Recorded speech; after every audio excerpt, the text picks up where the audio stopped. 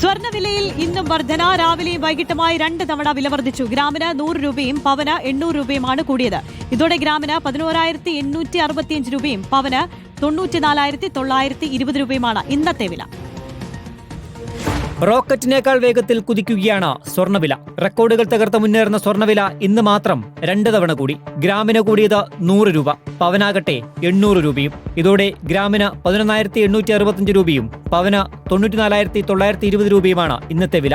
പണിക്കൂലിയടക്കം 1 പവൻ സ്വർണം വാങ്ങാൻ 1 ലക്ഷത്തിലധികം മുടക്കണമെന്നതാണ് നിലവിലെ സ്ഥിതി. സ്വർണം വാങ്ങാൻ എത്തുന്നവരുടെ എണ്ണത്തിൽ നേരിയ കുറവ് വന്നിട്ടുണ്ടെന്നാണ് ജ്വല്ലറി ഉടമകൾ പറയുന്നത്. സാധാരണ സംബന്ധിച്ചിടത്തോളം അത് ശരിക്കും വലിയൊരു ബുദ്ധിമുട്ടായിട്ടാണ് വരിക. സെയിലിനത് വളരെയധികം ബാധിക്കാൻ ചാൻസ് കൂടുതലാണ്. എന്തായാലും ഒരു കല്യാണം വരുമ്പോൾ എന്തായാലും ശരിക്കും ഇപ്പോൾ കുറച്ച് ചൊറച്ചിട്ടുണ്ട്. 50 പവനുള്ളത് ഒരു 10 പവന് 15 പവനിലൊക്കെ ആക്കിയിട്ടുണ്ട്. എന്തായാലും എടുക്കുന്നുണ്ട്. കച്ചവടം നിലക്കാൻ നല്ല ബിസിനസ് ആയിരുന്നു. ഇന്ന് കുറച്ച് ഒന്നും കൂടി ഹൈക്കായപ്പം ആൾ കുറവാണ്.